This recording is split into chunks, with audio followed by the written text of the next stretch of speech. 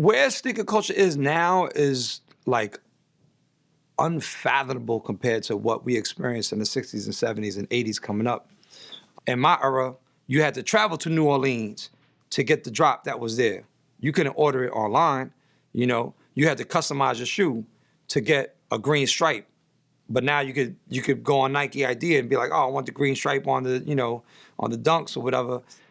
So there's a lot of opportunity now for each individual to really be unique, you know, and that's supported by the brands and the sneaker stores. And also now there's a whole nother group that can benefit off of the industry. Prior, it was only three: the brands, the distributors, and the shops. But now you got a fourth, the reseller. And the resale market is bananas.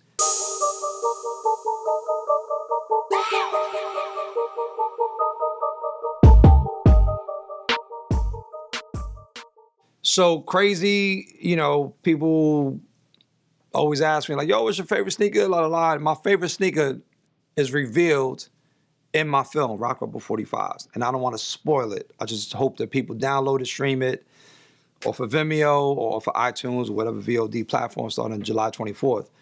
But in the last couple of months, a shoe that's very dear to me is the Puma Suede, because I had the opportunity to design a collaboration with the brand for the 50th anniversary of the model. Now, to tie it into the last film, peep this. I gave them a cassette of a Stretch and Bobbito radio show from back in the 90s, and they popped it on the box, and then they popped my name on it, which was crazy. And I got to shout out my man Vaz, Nice and Nasty Vaz. He used to be a host and slash DJ of across 110th Street on WKCR, which was the same station that me and Stretch were on. But he used to, you know, tape the show. He was a interviewee in Stretch and Bobbito, ready to change lives. And here's the Puma Suedes. You know, I tried to bring it back to the 70s, some b-ball classic. My name is on the inside, boom, boom. Where'd you get those is on the inside, my name is on the side. So these blew out. They already sold out. Puma.com, they sold out a bunch of stores. Very happy about that. And I'm very grateful to the opportunity to have my spin on such an iconic shoe. Boom. I'm fortunate in that you know, I started painting sneakers in the 70s. I took the cue from my older brother, Ray Garcia, who gets if you read my book, Where'd You Get Those? New York City Sneaker Culture, 1960, 1987, you know that he's the one in my family that passed me the torch. You know, he passed me the baton, and I took it like 80,000 times, you know, harder than what he did, but I took all my cues in terms of customizing from him. And then I started painting shoes, and I started getting a rep in the 80s because I started hanging out downtown, you know, with Third Base, and I was meeting De La Soul, and they was like asking Search, like, yo, who's your man with the gold Puma Sky Alexis? And then eventually I wrote an article for the Source magazine called Confessions of a Sneaker Addict. It wound up becoming the first article in media history documenting sneaker culture. So push forward many years, you know, my rep in that space has been one of an ambassador, one of a progenitor, one of a historian with my book, Where'd You Get Those? Eventually, that coupled with the fact that I'm a ball player officially. You know, I played ball in 43 countries, 6 continents. I played pro ball in Puerto Rico. You know, I've played in a lot of tournaments in New York. You know, I've crossed up a couple of people. I played in the annual mixtape tour. I was in a Nike Freestyle commercial. All this history is in my film, Rock Rubber 45s. But one thing that did not make the film is my stamp on sneaker collabs. If you were a filmmaker, there's no way you're gonna fit 50 years of someone's life in 96 minutes. So, you know, a lot of cats during the Q&As at the premieres, they've been like, yo, how come you didn't include the Nike Air Force One, you know, times Cool Bob Loves? But I'll break it down for you. My first collab was actually in 2004 with a German brand called K1X. They had the Chief Glider model, and at the time, I was the editor-in-chief of of a magazine called Bounce from the playground. It was the only publication in the history of the sport as well as publishing dedicated year-round to outdoor basketball. I was one of the co-founders, editor-in-chief. And so when they hit me up to do the collab, I was like, you know what? Instead of putting my name on it, I'm going to put the magazine logo on it. And people going to know it's me because people relate the magazine to me. And then in 2005, Adidas hit me up. They were like, yo, we're doing the 35th anniversary of the shell toe. Oh, word. Like, I went from like a tiny brand, you know, like not even sold in the United States to being with Adidas, another German brand, oddly enough, you know. But the shell toe is like, that's the most iconic shoe, that and the Rod Laver and the Stan Smiths for Adidas. So to get a chance to spin, you know, my ideas on that silhouette was crazy. At the time, I was part of a basketball performance group called Project Playground. We were doing halftime shows for the Knicks, for the Mavs, for University of Tennessee, UConn. And that history is in my film, Rock Rubber 45s as well. So, but I didn't put my name on it. I did it with the Project Playground. And then in 2007, the Ooh La La came along. The Air Force One was celebrating their 25th anniversary. And, you know, it was interesting because Nike had all these people doing collabs. De La Soul had the Dunk, Stash had the Air Max. And all these cats is coming up to me like, yo, what do you think about?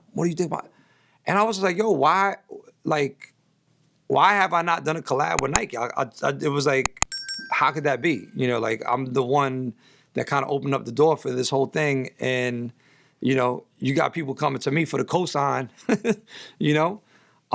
So it worked out. I did 7 releases, 7 different colors in 1 year. That's the most, to my knowledge, of any collaborator in the history of this whole shit. Maybe, I don't know. That's, I'm just saying, as far as I know.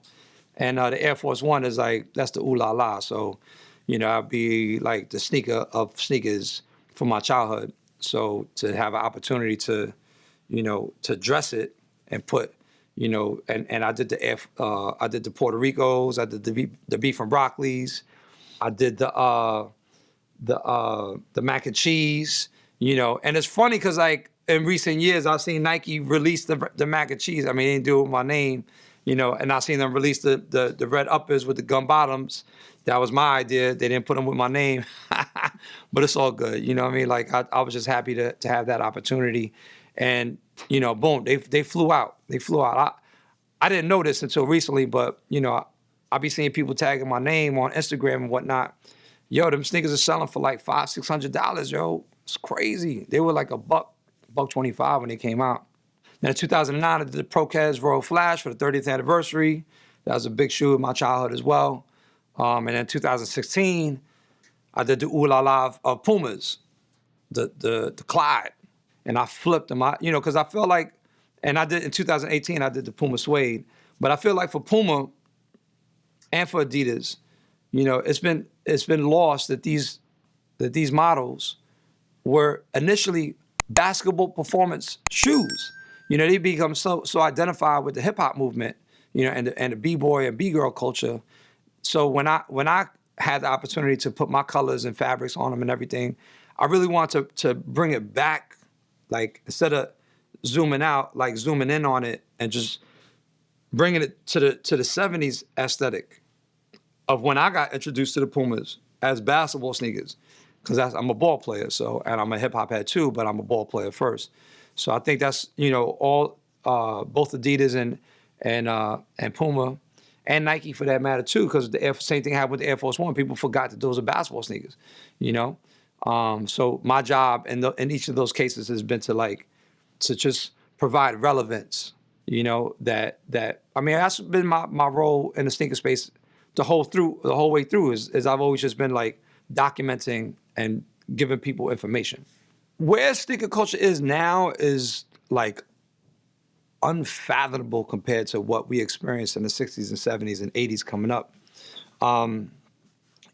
I think there's a lot of things that, some of the older cats at the conventions and stuff that I go to and the cultural gatherings, they're always like, they're all like little curmudgeons, like, oh man, it ain't like it used to be, and whatever. But I'm like, yo, you know what? There's still a lot of people out there that are fresh with their sneaker choice, and there's more selection for the consumer now than ever before. In my era, you had to travel to New Orleans to get the drop that was there. You couldn't order it online. You had to customize your shoe to get a green stripe. But now you could go on Nike ID and be like, oh, I want the green stripe on the on the dunks or whatever. So there's a lot of opportunity now for each individual to really be unique, and that's supported by the brands and the sneaker stores. And also now there's a whole nother group that can benefit off of the industry. Prior, it was only three: the brands, the distributors, and the shops. But now you got a fourth, the reseller.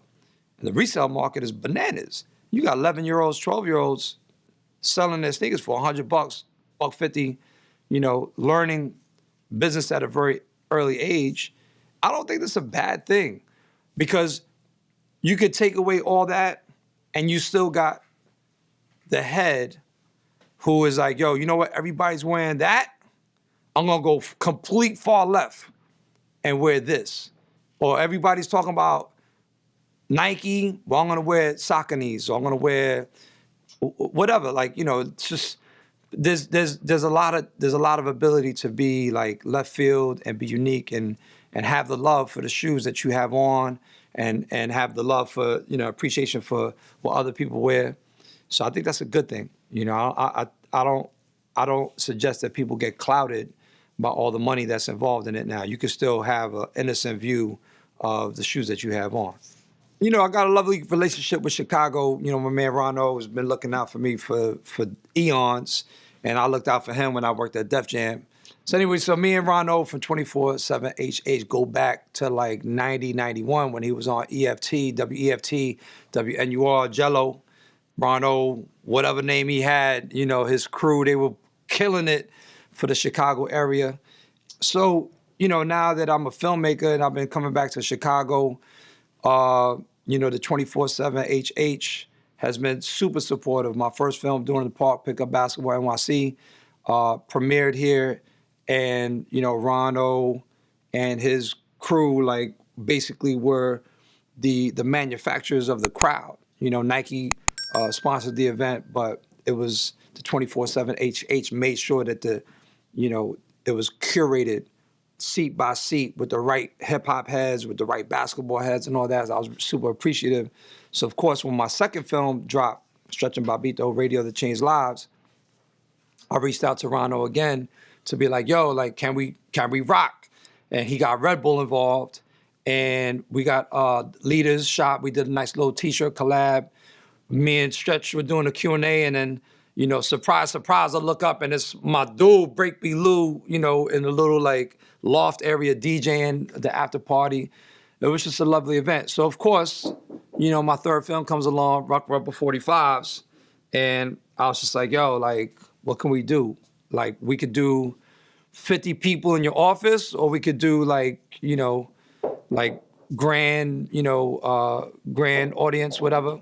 So, my third film is in development, Rock Rubber 45s, autobiographical documentary of my life, my career, my setbacks. And so, I hit up Ronno. I was like, yo, let's collab one more time. So he put me in direct connect with Corey from Leaders, and boom, that's how this happened. Bang bang, bang bang, hey! And very grateful. And tonight is the Chicago premiere at the Harper Theater, part of the Silver Room Block Party Film Fest, and I'm honored to be in one of my favorite cities in the world, and Chicago rocks, yo, word up. One of the jewels that I put in Rock Rubber 45s, and it's not just in the film, but it's also something that I've shared in speaking engagements at Rikers Island, community centers, high schools. I've spoken at Brown, Wesleyan University, Columbia University. I mean, I've been doing speaking engagements for like 25, almost 30 years now. And I have no fear of failure. Now, that didn't happen when I was a kid. It took a long time to get my esteem and my confidence, probably like mid-20s, early 30s. But not having a fear of failure has allowed me to propel myself as a freelance creative, because I walk in territories that are uncharted. And you watch my film, you're gonna see me being the progenitor of sneaker documentation and sneaker journalism. I didn't have any precedent, so I could very well have gone out and done certain things. I mean, I did fall on my face. I lost $60,000 having the first sneaker boutique in New York, and then in 2000, A-Life opened up and North opened up and eventually Respace, and they took the sneaker boutique to another level. That could have been me. I opened up my store in 96, but I was just too early. I was ahead of the curve. But if I had fear of losing money or fear of the business closing down, I wouldn't even had that chance. So that was one knock. But I've had other things that have done very well, like my films, So I'm happy for that. The name of my store was Bobbito's Footwork. It opened up in 1996 on 9th Street in the space that Fat Beats had vacated. Fat Beats was a famous hip-hop record shop. So what I did is I started selling sneakers, which y'all call dead stock now. Like, I had a supplier in Miami that had like all these shoes from the 80s that, odd sizes and, discontinued models and whatnot. And but then I also had Ken Sport, who was a famous collector, Benny B, who eventually wound up starting ABB Records, and Juju for the Beatnuts. Those were my 3 secondhand record suppliers. And I sold secondhand records, and I sold independent 12-inch releases, and I had connects with Ujima, Elements of Style, 555 Soul, Hayes. I was like a one-stop shop for independent hip-hop entrepreneurialism. Is that the word? Yo, what's up? This is Bobbito Garcia, aka Cool Bob Love. Worldwide, 24/7 HH, rock on.